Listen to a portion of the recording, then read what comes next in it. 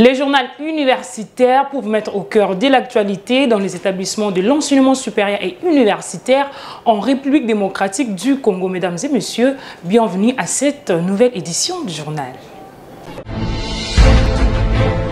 Sous le haut patronage de la professeure ordinaire Yvonne Ibebeke Bomanga, rectrice de l'Université pédagogique nationale, avec ses prises, PhD ont organisé une conférence atelier avec comme thème « Oublier le XXe siècle, que faire du développement ». Cette activité tenue le jeudi dernier en présence du secrétaire général à la recherche de l'UPN a permis aux organisateurs de sensibiliser le scientifique sur l'innovation dans le domaine de la recherche. Reportage de Jean Zulumbi et Christian Chipamba.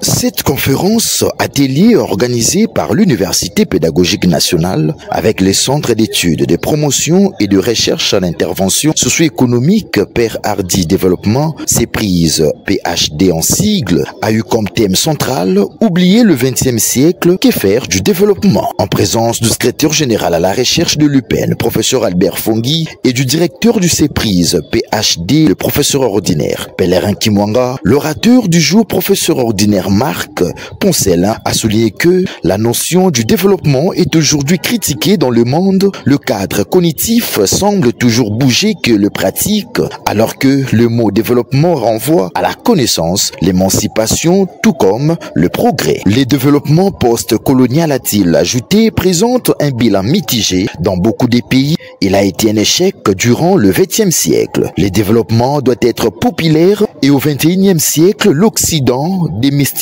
a perdu le monopole du capitalisme, de la connaissance, du bien vivre et de la morale publique. Le monde connaît aujourd'hui une reconfiguration internationale. Sur ce, il faut inventer une autre façon de faire en termes de coopération et développer de recherches nouvelles, a précisé le conférencier professeur ordinaire Marc Poncelin. Oublier le XXe siècle, c'est un peu lié à toute la reconfiguration internationale qu'on connaît de nos jours.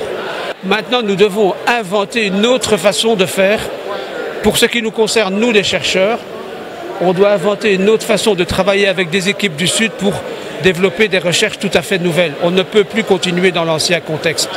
Il faut inventer autre chose dans un monde qui est beaucoup plus risqué, aussi bien sur le plan environnemental que sur le plan politique. Nous, de notre côté, impliquer des bailleurs de fonds, lancer la mise en œuvre de solutions.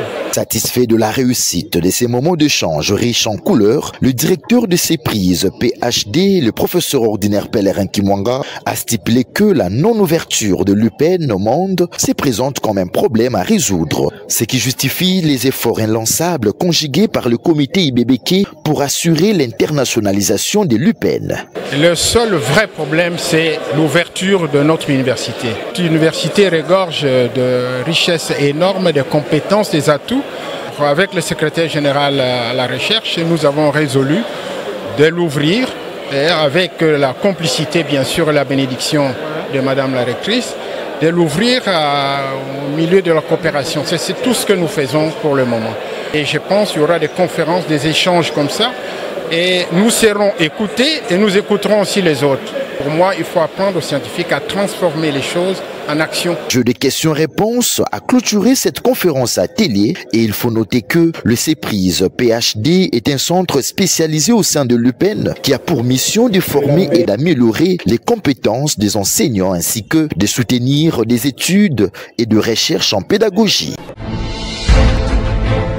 Suivez à présent ces messages de vœux qui nous parviennent de l'Académie des Beaux-Arts de Kinshasa, de l'Institut supérieur des statistiques de Kinshasa et de l'Institut supérieur d'architecture et d'urbanisme de Kinshasa, ils ont un sigle, à l'occasion de l'anniversaire du chef de l'État, Félix Tshisekedi Tshilombo, grand chancelier d'université et institut supérieur. Message de vœux d'anniversaire à son Excellence M. Félix Antoine Tshisekedi Tshilombo, président de la République, chef de l'État et grand chancelier des universités et instituts supérieurs de la République démocratique du Congo. Excellence Monsieur le Président de la République, chef de l'État, la communauté upénienne et les comités de gestion que je dirige avant l'insigne honneur, en ce jour spécial de votre 62e anniversaire, de réaffirmer notre indéfectible attachement à votre inlassable action politique et aux efforts soutenus que vous ne cessez de déployer pour le bien-être de notre peuple depuis votre accession à la magistrature suprême. Votre ambitieux programme de modernisation des infrastructures à travers la République, à l'instar du projet de réhabilitation et reconstruction en cours de notre alma mater, se veut un bel exemple de votre ambitieuse volonté du développement de notre pays. Ainsi,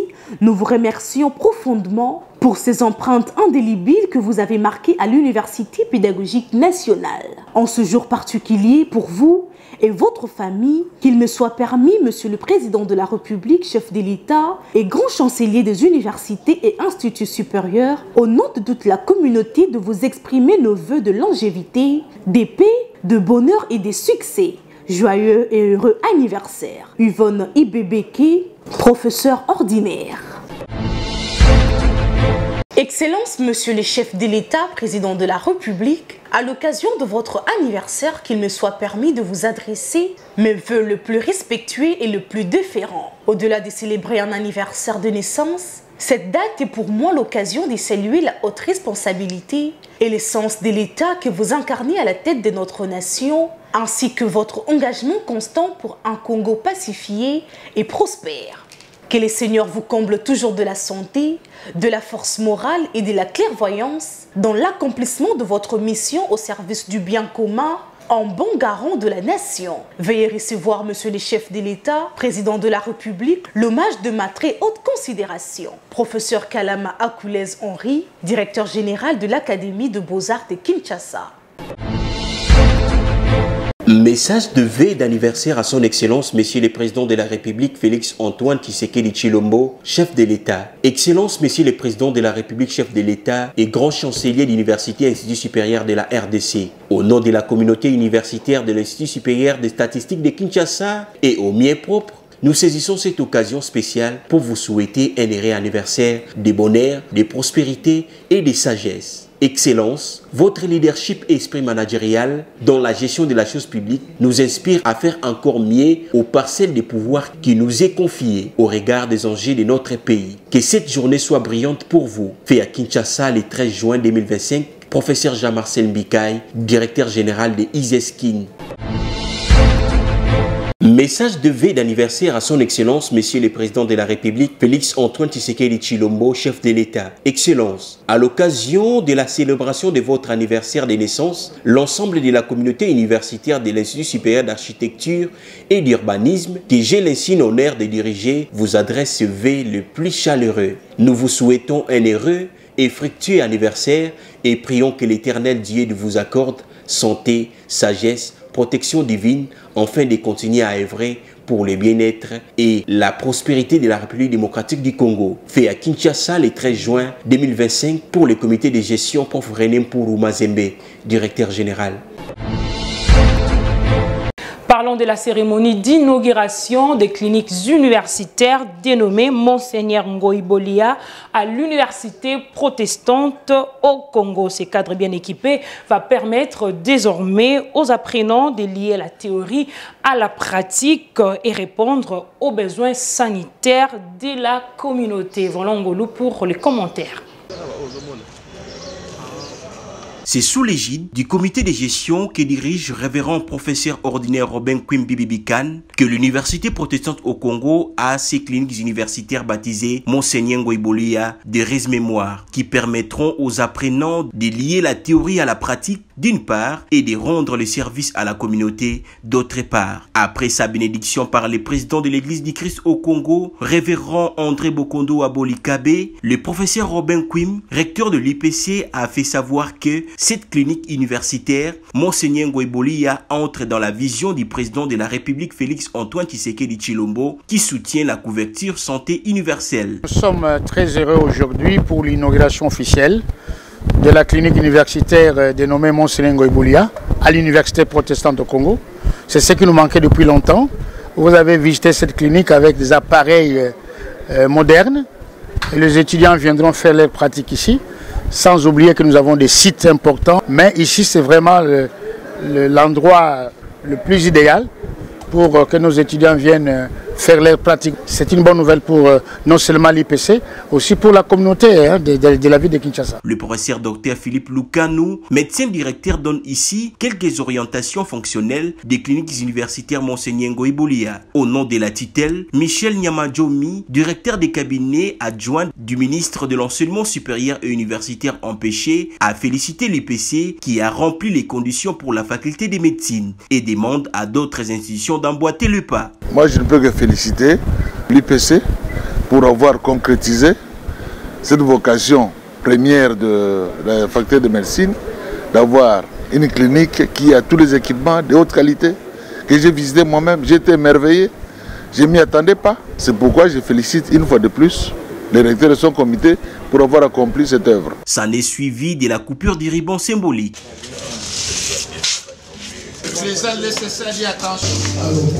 Le PCA de l'IPC a procédé à l'ouverture du panneau lumineux de cette clinique. Cette cérémonie s'est clôturée par la visite des différents services organisés au sein de cette clinique à la grande satisfaction de tous.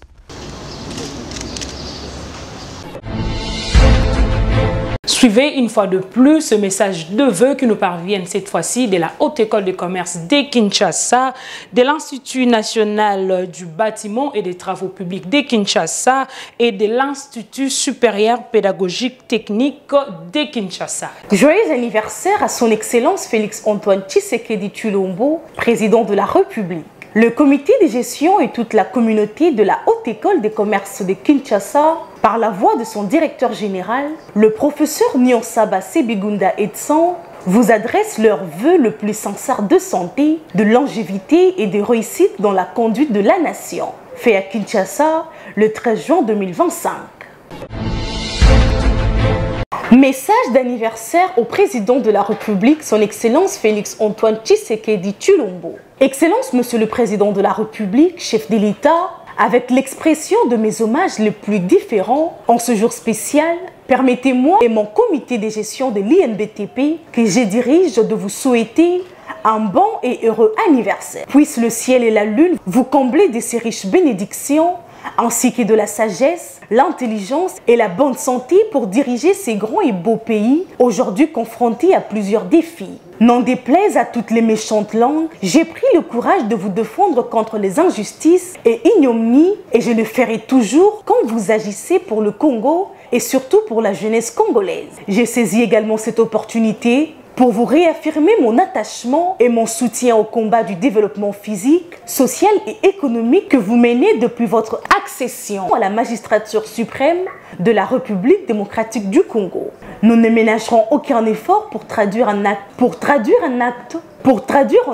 tout le principe de votre vision qui place la jeunesse au centre de toutes les préoccupations. Je demande à Dieu de vous accorder la bonne santé, la joie, la prospérité et la longévité. Fait à Kinshasa le 13 juin 2025, l'ingénieur Chibangu Mounienze Cédric, professeur associé. L'Institut National du Bâtiment et des Travaux Publics, INBTP qui n'en sigle, ne cesse de se transformer au jour le jour. Quelques mois après son avènement à la tête de cette institution, le professeur Cédric Chibangu ne cesse d'assurer la métamorphose de l'INBTP KIN, notamment sur le plan social, sécuritaire, infrastructure, sans oublier son coup de pouce à la communauté interuniversitaire. Constat fait par Serge Mbouyi et Laetitia Kapinga avant l'interview leur accordée par le numéro 1 de cet établissement universitaire. Suivez.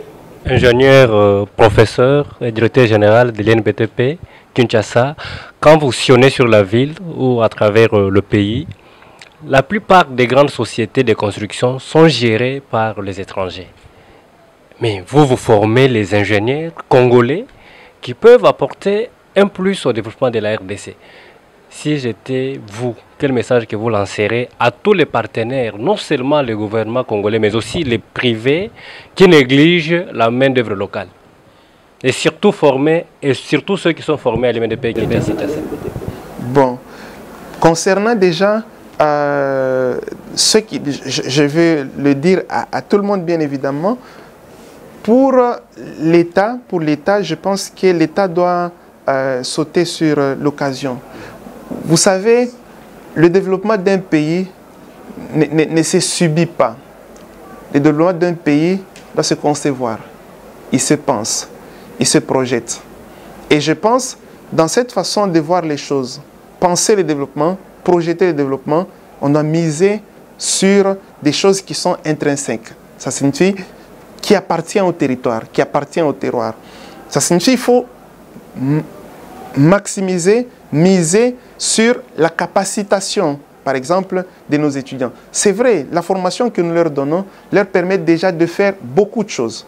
Qu'à cela ne tienne, les étrangers qui viennent, il y en a certains qui viennent avec une technologie autre, que peut-être celle que nous avons ici. Mais il faudrait qu'il y ait de la place pour nos étudiants, il faudrait qu'il y ait de la place, il faudrait que l'on crée de la place pour qu'il y ait ce transfert de technologies. Parce que c'est très important. Nos territoires ne peuvent se développer que si et seulement si, bien évidemment, les éléments à la base de ce développement soient intériorisés. Je vais vous donner des exemples. Aujourd'hui, on parle du coltan, on parle du cuivre, ainsi de suite. Mais le cuivre ne nous développe pas parce que le prix du cuivre n'est pas fixé par nous.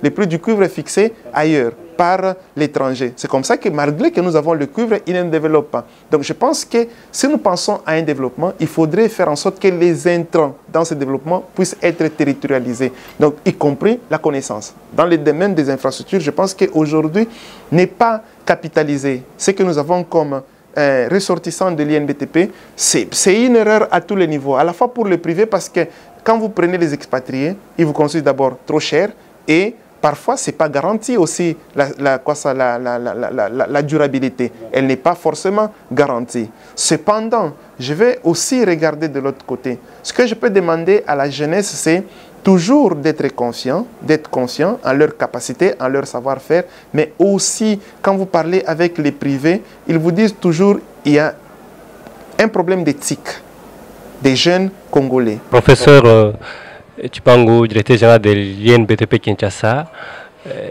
on dit à Kinshasa ou au Congo que pose, excusez-moi pour les lingala, pose à Moussala, il faut qu'on les recommande. Peut-être c'est aussi le cas pour les DG de l'INBTP Kinshasa appartenant à un parti politique, membre de l'Union sacrée, chose qui l'aurait occasionné d'être à la tête de cette institution. Êtes-vous membre d'un parti politique? Bon. Ce qui est vrai, comme tous les Congolais, je pense, pour tous les Congolais qui pensent au développement du Congo, ils ne pourront que chercher à accompagner le chef de l'État. Et je pense qu'il y a un cadre où les gens se réunissent pour réfléchir comment est-ce qu'ils peuvent soutenir et accompagner le chef de l'État, c'est au sein de l'Union sacrée.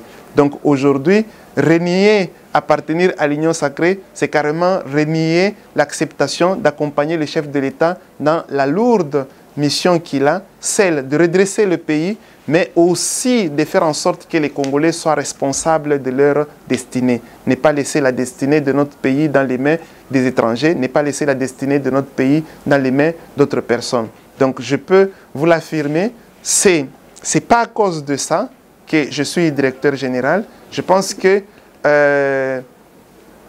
la première raison qui a fait en sorte que je sois directeur général, c'est la volonté de Dieu. C'est la volonté de Dieu qui a utilisé les personnes, les moments et les espaces pour faire en sorte que je sois à X moment, à X endroit, pour que je sois directeur général. Donc, c'est tout ce que je peux dire à ce sujet. Parlons de la collaboration interuniversitaire. Quelle est la place de votre institution avec les institutions sœurs tant en Europe qu'en Afrique? Je vais commencer d'abord par les institutions en Afrique parce que je pense que nous devons d'abord plus nous unir avant de chercher l'unité avec l'ailleurs. Ici, à Kinshasa, nous sommes déjà en parfaite collaboration avec l'ISAU. Pourquoi? Parce que nous sommes presque dans les mêmes filières. Là-bas, nous avons les architectes et urbanistes et ici, nous avons les ingénieurs. Quand ils sont sur le terrain ou bien quand ils sont dans la profession, ce sont des gens qui travaillent ensemble. Donc, il n'y a pas un projet de grande envergure qui est travaillé sans qu'il y ait un architecte ou un ingénieur. Les deux fédèrent toujours autour des projets. Et d'ailleurs, je pense que si vous remontez dans l'histoire, vous allez constater que nos deux écoles, c'était une seule école, IBTP, et qui a été scindée en INBTP et ISAU. Alors, au-delà de ça, il y a d'autres universités, notamment l'UPEN, puisque la collaboration ne peut pas être seulement une collaboration scientifique, mais ça peut être aussi une collaboration dans les idées d'ordre managérial. J'échange très souvent avec la rectrice de l'UPEN, que je salue en passant, C'est une mère pour moi, elle m'inspire beaucoup et je pense qu'on interagit très souvent. Il n'y a pas longtemps, vous avez vu, mes étudiants sont allés à l'UPEN pour construire des auditoires provisoires parce que à l'UPEN aussi, ils sont en pleine réhabilitation, en plein réaménagement plus ou moins des locaux, des bâtiments, ce qui a fait en sorte qu'il y avait un gap en ce qui concerne ça auditoire et l'UPEN a fait recours à nous pour que nous puissions les accompagner dans la construction des auditoires. Gagnant-gagnant ou c'est un don de l'INBTP? Non, pas forcément un don de l'INBTP. C'était un partenariat gagnant-gagnant. Je pense que pour l'UPEN, il y a eu des auditoires qui ont été construits et du côté de l'INBTP, au-delà de l'argent qui a été payé à nos étudiants qui ont travaillé de l'autre côté, l'engagement, cette volonté de le faire pour toutes les autres universités qui ont des problèmes. Surtout à l'intérieur du pays, là où c'est pour les problèmes à l'intérieur du pays, tout comme ici à Kinshasa, partout il y a des problèmes qui nécessitent la construction, l'aménagement des espaces. Je pense que l'INBTP est prêt à répondre et à cette demande est prêt à répondre. D'ailleurs, s'il faudrait que nous puissions nous informer, c'est nous qui allions commencer à aller solliciter. Ici, faites la clôture. Ici, construisez de nouveaux auditoires parce que nous sommes à mesure de le faire. D'accord, merci beaucoup, monsieur le DG, pour votre temps. Nous sommes arrivés à la fin de notre tranche. Un dernier mot. Bon, mon dernier mot, c'est un mot de remerciement. C'est un mot de remerciement principalement à son Excellence, Monsieur le Président de la République, pour les efforts qu'il ne cesse de faire, comme je l'ai dit tantôt, les efforts qu'il ne cesse de faire à la fois pour appuyer, renforcer le secteur de l'éducation, parce qu'il a compris que le secteur de l'éducation, c'est le secteur de capacitation de la jeunesse, et la capacitation de la jeunesse, je pense que c'est notre seule clé pour la réussite vers l'émergence. Mais également, j'aimerais dire merci, un grand merci à son Excellence Madame la Ministre pour la confiance qu'elle a eu à placer en nous, et je pense que ces mots résonne à chaque fois en moi parce qu'elle me l'a dit à plusieurs reprises que DG, je vous fais confiance pour redresser cette école. Et le fait que ces mots résonnent à chaque fois en moi, je ne cesserai de multiplier des stratégies, de fournir des efforts pour arriver à atteindre les objectifs, notamment redresser l'école, à la fois sur le plan académique, sur le plan de la recherche et sur le plan des services à la communauté. Mais également, j'aimerais aussi vous remercier, vous de la presse, parce que vous nous accompagnez dans toutes les activités que nous sommes en train de faire.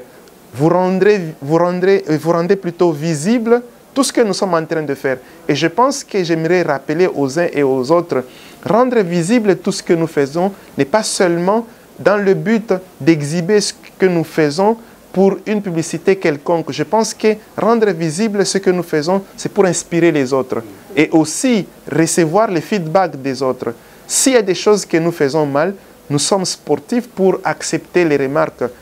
Ça nous permet de réorienter notre façon de faire les choses. L'objectif principal, c'est d'avoir un Congo émergent. Et le Congo émergent passe par des institutions émergentes. Et je pense que l'INBTP s'est inscrit sur la voie de l'émergence afin de répondre aux besoins, aux défis. L'ASBEL Génération Axel Ndolé a réservé un accueil chaleureux à Maître Jacquemaine Chabani, ministre de l'Intérieur de la République démocratique du Congo, à Kolwezi lors de son arrivée pour la 12e conférence des gouverneurs de province tenue à Lualaba, présidée par le chef de l'État Félix Tshisekedi. Volongolou pour les détails. Des étudiants, des professionnels et des jeunes issus de la société civile regroupés au sein de l'ASBEL Génération Axel Ndolé, GAN, coordination du Lualaba, ont réservé un accueil chaleureux à Maître Jacquemaine Chabani, vice-premier ministre, ministre de l'Intérieur, de la Sécurité et de la Décentralisation et des Affaires coutumières lors de son arrivée à Kolwezi, chef-lieu de leur province. Ces déplacements s'inscrivent dans le cadre de sa participation à la 12e réunion des gouverneurs présidée par le chef de l'État Félix Antoine Tshisekedi Tshilombo. Christian Bouanga, coordonnateur adjoint chargé de l'administration et des finances au sein de cet ASBEL à caractère social, nous en dit plus sur les objectifs de cette structure. Moi, c'est Christian Bouanga, je suis le coordonnateur adjoint chargé de l'administration et finances pour la GAN Lualaba. GAN, c'est ASBEL à caractère social. Nos actions à nous sont basées sur le social. Ça signifie que nous, dans les jours à venir, au niveau de Lualaba, nous pouvons avoir nos champs, nous pouvons évoluer aussi dans l'élevage, dans la pisciculture. Tout ça, c'est pour aider tant soit peu la population. Et nous pouvons aussi avoir des actions à caractère caritatif. Ça signifie que nous pouvons aller donner certaines aides au niveau même de la prison, au niveau des orphelinats. Par ailleurs, Maître Jacquemaine Chabani Louko a tenu plusieurs réunions avec les membres des comités provinciaux et locaux de sécurité à l'occasion du lancement officiel de la vulgarisation des textes légaux relatifs à l'organisation et au fonctionnement de ces comités. Présente dans le 26 provinces de la RDC, l'ASBEL Génération Axel Ndolé se veut une plateforme d'appui aux actions sociales du chef de l'État en général et à celle du ministre de l'Intérieur en particulier. Bouclons cette édition par ces communiqués nécrologiques. Communiqué nécrologique. La famille Ndjoko et Misamou ont la profonde douleur de vous communiquer le programme des obsèques de leur maman Muzinga Mavina, décédée depuis le 31 mai 2025 à Kinshasa, des suites d'une longue maladie après 90 ans de vie. Le programme des obsèques se présente comme suit. Samedi 14 juin 2025, veillée mortuaire dans la salle polyvalente d'Yatabaou, située au numéro 60 de l'avenue Kikwit dans la commune de Kalamou. Dimanche 15 juin 2025 à 8h30, arrivée de membres de famille à la morgue de Mabanga. 9h30, exposition du corps à la salle polyvalente d'Yatabaou. 11h15, inhumation au cimetière nécropole de l'éternité, Ntsele Bambou. 15h30, bain de consolation à la salle polyvalente d'Yatabaou. Ce communiqué tient lieu de faire part. C'est ici que prend fin cette grande édition du journal universitaire. Mesdames et messieurs, si cela vous a plu, dites un grand merci à Volongolou qui était derrière la caméra, réalisé par le docteur Emmanuel Lema, toujours sous la coordination de l'honorable André Mouchongo Machara. Quant à moi, je vous souhaite un excellent week-end.